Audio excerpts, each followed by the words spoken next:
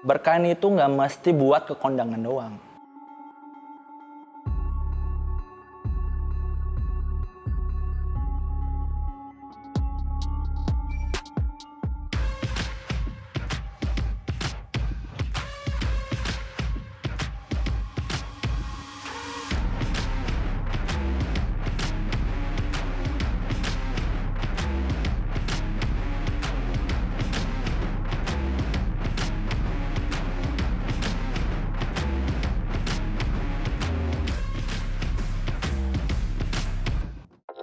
Tabe, panas nih.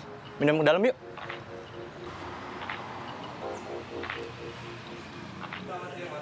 Siang, Mas. Masnya mau pesan apa nih? Enaknya apa ya, Mas, siang-siang gini? Kita di sini yang enak ada kopi pandan sama coklat Bali. Coklat Bali deh boleh. Coklat Bali. Atas nama Mas siapa? Anjas. Terus Mas ya. Nikmati. Nggak koleksi kain gua yuk.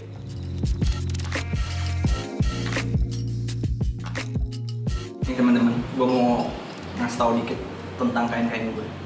Ini tuh kain Madura. Ini kain batik lasem, ini batik lasem. Keduanya punya kemiripan yang sama ya secara warna, tapi ini beda. Emang rada-rada mirip sih ya batik itu. Terus yang ujung ini batik Sasirangan, khas Banjarmasin. Kekaguman gua terhadap budaya Indonesia itu berawal dari pekerjaan gua sih sebenarnya. Gua berawal dari Suara Gembira waktu itu di tahun 2019. Dari Januari kebetulan waktu itu gue jadi volunteer dulu sih waktu itu dalam suatu acara. Terus karena gue punya ketertarikan soal musik, gue sering nongkrong tuh di Suara Gembira tuh awal-awal. Sampai akhirnya menjelang di Agustus acara Suara Gembira, waktu itu Bidadari-Bidadara, teman Air Mancur Senayan, gue dapet tanggung jawab besar waktu itu buat playback musik.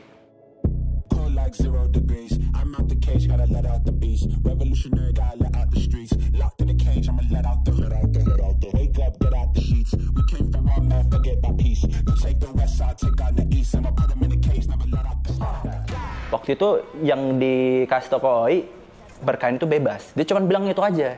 Ya udah akhirnya biar gue ngulik sendiri, gue datang. Dia cuma ngasih rekomendasi satu toko, Ozi Songket waktu itu. Terus gue datang ke sana, wah gue bingung sebenarnya. Gue belum ada bekal buat kayak beli kain apaan gue. Gue datang, Mas saya temannya Mas Oi, Suara Gembira. Oh yang pakai kain itu, nah iya gue bilang betul. Wih tahu nih toko nih, langganan bener berarti.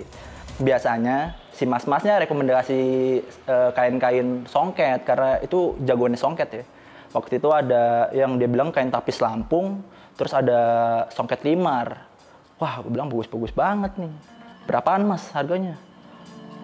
Beda-beda mas, tergantung mau yang mana nih warna-warnanya. Dari 800.000 sampai jutaan dia bilang. Waduh, gue bilang.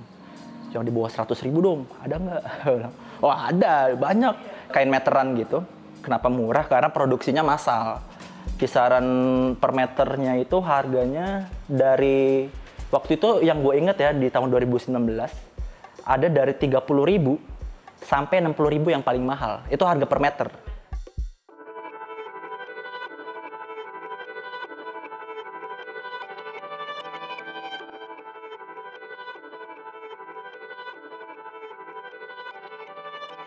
Berjalan setelah akhirnya gue pilih-pilih kain dari secara warna yang gue suka, gue makin ngulik tuh lama-lama. Dari situ gue mulai suka, walaupun waktu itu gue masih belum bisa pakai kain sehari-hari ya, karena gue masih belum terlalu pede kali ya, karena gue keseharian itu naik kendaraan umum kan.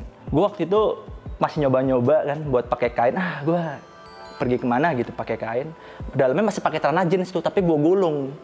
Karena gue takut pakai kain itu melorot, karena waktu itu gue belum diajarin gimana cara pakainya. Gue pakainya asal pasang aja dulu, gue ikat aja udah sambil jalan dan lain-lain ya pasti diliatin orang-orang ya. Pas pada heran, bingungnya ini cowok ngapain gitu pakai kain habis kondangan atau sunatan gitu. Itu hal-hal yang sering banget dibicarakan sama orang-orang gitu.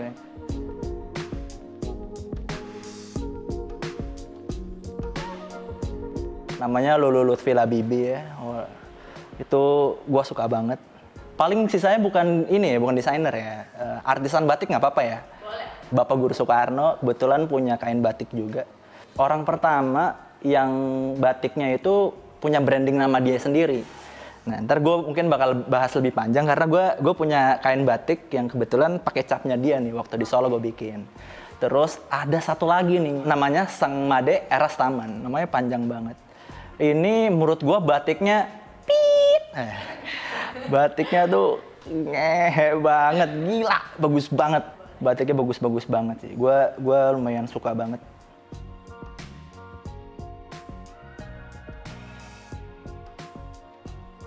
Jadi waktu itu Suara Gembira dapat kesempatan buat ke Solo ya, datang ke kampung, bukan kampung sih, kayak rumah produksi batiknya Mas Guru Soekarno. Jadi kita datang ke sana buat ngeliat langsung gimana proses produksi kainnya mereka.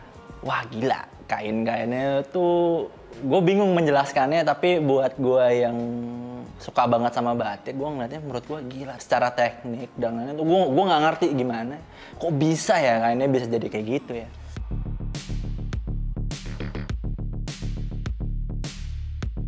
Sebenarnya bukan kain tradisional ya. Ini gue bikinnya berdasarkan dari pengalaman gue ketika gue berkain ya.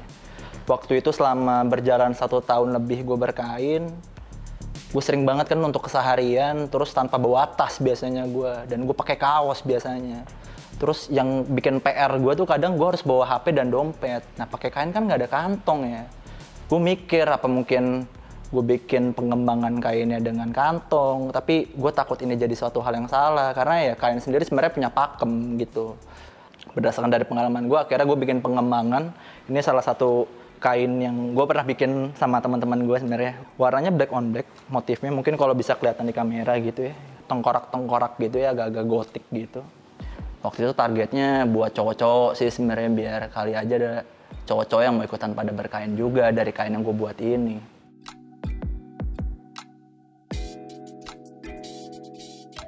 Nah kain yang ini nih, ini lumayan, gue baru-baru bikin sebenarnya beberapa bulan yang lalu ya. Ini yang tadi gue singgung soal kain Guru Soekarno itu, yang secara branding kain pertama di Indonesia yang punya branding namanya. Coraknya tuh berubah jadi nama. Jadi motif parang tapi dibikin jadi Guru Soekarno Putra namanya nih. Kainnya dia tuh banyak banget, ada ratusan cuy. Saking produktifnya ya udah tua gitu padahal ya. Tapi menurut gua gokil sih walaupun dengan umur yang segitu.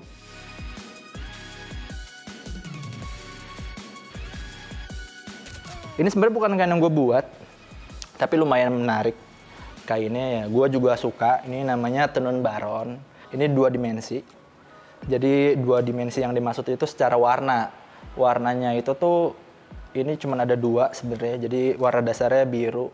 Jadi warnanya tuh kalau tenun baron tuh yang menariknya mantul-mantul gitu. Tapi kalau secara apa ya, cerita gitu, tenun baron tuh kayak kalau dari zaman dulu gue nggak tahu. Jadi gue pernah ngobrol sama ini teman-teman gue di pasar nih, teman-teman gue yang biasa gue tangkringin di pasar Tanah Abang atau Tamrin City. Tenun baron tuh asal dari mana sih? Nggak ada yang tahu. Cuman sempat ada yang bilang kayaknya yang dimaksud tuh tenun baron itu tenun baruan. Tapi kalau secara produksiannya dia di Jepara sebenarnya. Banyak di Jepara tuh buat produksian kain.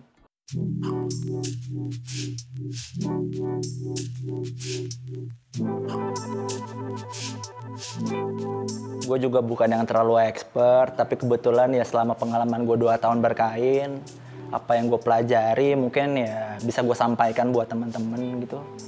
Menurut gue ketika lu suka sama satu hal, apalagi budaya Indonesia gitu loh, sebagai generasi muda, sekedar lu punya alasan untuk suka aja. Itu tuh nggak masalah untuk lu akhirnya mencoba gitu loh. Ya walaupun mungkin masih belum terlalu berani buat pakai sehari-hari, seenggaknya coba aja sekali gitu loh. Kalau belum bisa beli kainnya atau belum tahu belinya di mana, pakai kain yang ada dulu aja. Pasti orang tua tuh menurut gue punya ya kain-kain batik gitu loh. Ketika lu suka sama satu hal ya jangan pernah takut buat salah.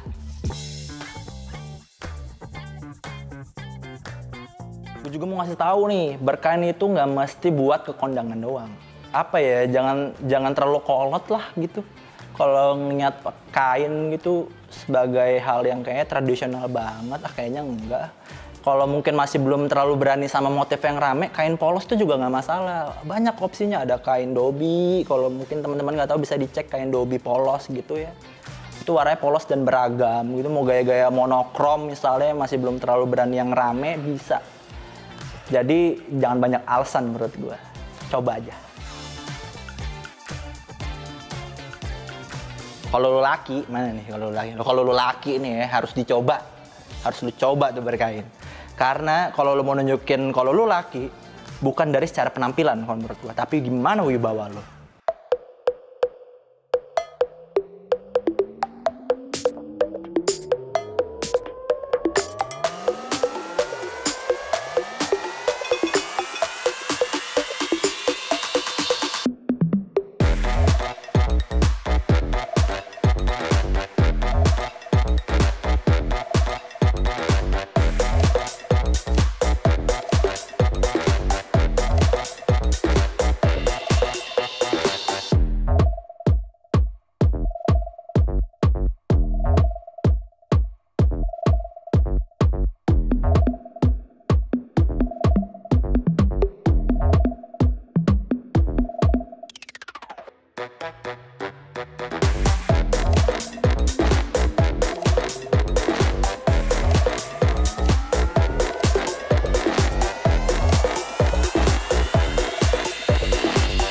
Inilah gua. No one met me, I met me.